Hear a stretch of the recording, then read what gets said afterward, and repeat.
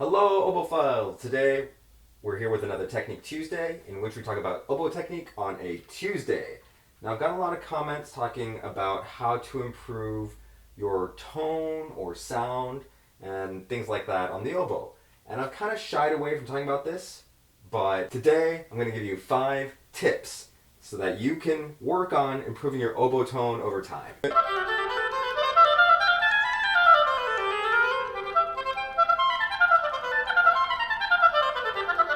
So the first thing that you can do is make sure that you have functioning reeds and always be improving the quality of your reeds. Whether that means that you're making reeds or maybe you're buying reeds from a good source, just make sure that your reeds work, and that means that they are responsive and they can play in tune and they're not exhausting to play. If you need help on making reeds, I have videos for that I'll leave in the description, or if you need a source for reeds, you can always order them at obofiles.com. Or if you have a different source, feel free to leave it in the comments. We're always looking for good reed sources. I have 2 reeds here that I'm going to play for you back to back so you can hear the difference in the sound. The first one is a reed that I made maybe a week ago, and it's pretty well seasoned, and the other one is a reed that I just made.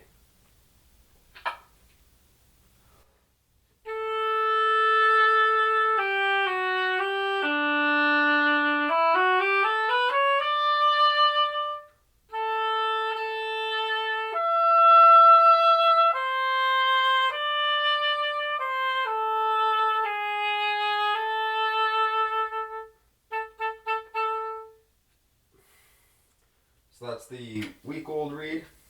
And this one is one that I just made. And in fact, if you want to see the video of this reed getting made from a blank, that's in the description below on the first day scrape video.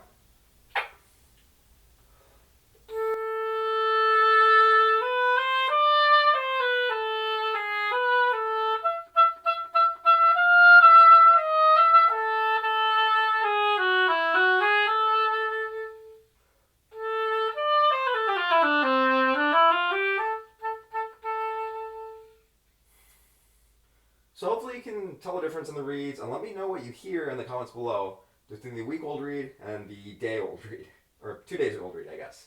So the second thing that you can do to improve your oboe sound, and I hate to use the word sound, it's so like, I don't know, it makes me feel so like one color about it, you know? And the truth is that you're trying to find a way to control the sound palette to be expressive. But something that will allow you to gain that control is to practice finding a relaxed state to allow the air to flow through your body. Remember, your body is just a vessel to allow air to flow through the reed and into the oboe. So while you're warming up, always remember to be stretching out at the beginning and making sure your back muscles are developed so you can flex and bring the chest cavity open and allow air to come in to the body. Allowing the breath to flow freely allows you to really feel what the reed is doing and manipulate the sound.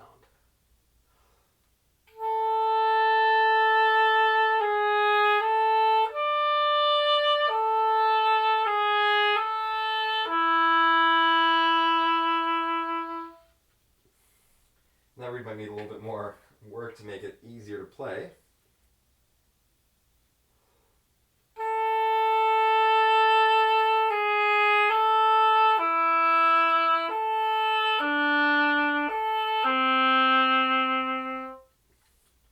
As you're warming up, remember to keep your head up and your oboe down. And remember that the point is to try to feel what the reed is doing. How is it vibrating? How can you control that or let it vibrate more? This will allow you to have a more varied color palette. So the next thing that you can do to be improving your oboe tone or the way that you sound on the instrument is to do reed alone exercises. Now, I'm a huge fan of these and I've talked about them before. You can check out where I actually learned about them for the first time when I interviewed Dr. Parker from UT, and that's in the description below. But here's a fun one that I didn't talk about in that interview that is really simple, and I think anyone can really do it, and it's a way that I test to make sure we got the airspeed going, and that is just to match a C.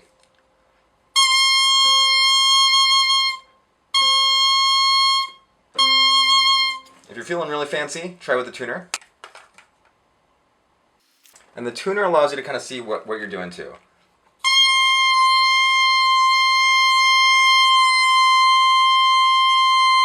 So So you find a place on the reed that you can just match that C. And of course, this posture is not good. This is exactly what we were talking about in the other example. But find a place where you can play naturally through the reed and match the C. And if you can do that already, you're on your way to improving the tone. Try different dynamics. Try to nail it without having to slide around too much. And I think that's the first step to being able to control the way that your air enters into the reed. Now, on that same note, the fourth thing that you can do is to allow yourself some time to just create different color sounds. To practice this, I would do some long tones at the beginning of each practice session, especially first thing in the morning. It's a great thing to do first thing in the morning. So a sample long tone I might practice is like this.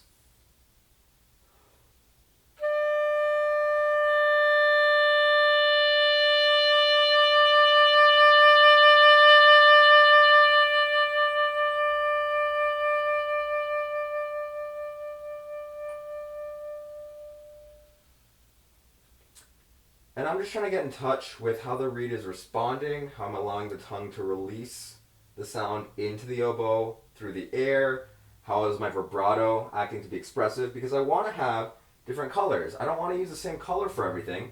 For example, maybe something a little brighter from Mozart.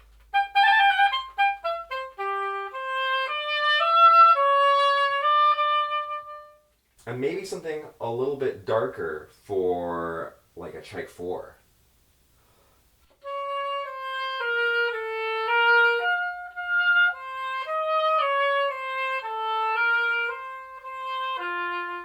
Or maybe something a little bit in between for like Scheherazade.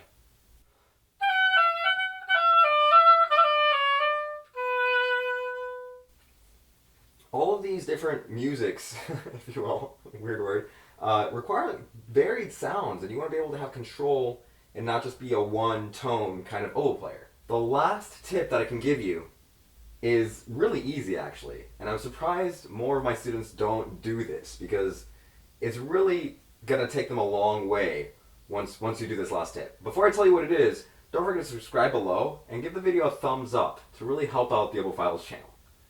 So the last thing to do is to listen to a lot of different oboe players.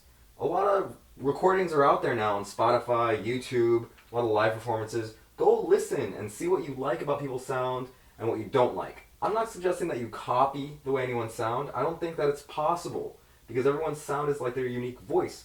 But you start to kind of get influenced, and what you're submerged in is going to be what you kind of gravitate towards in your own playing and what you start to develop and uncover.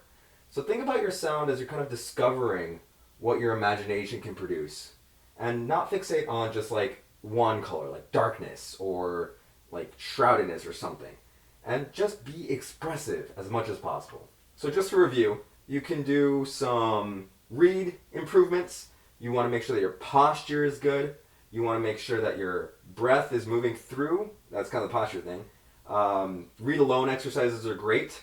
Long tones are going to be very important for you. And of course, listening to other oboe players. And of course, if you haven't already, don't forget to subscribe below. And when in doubt, play beautifully.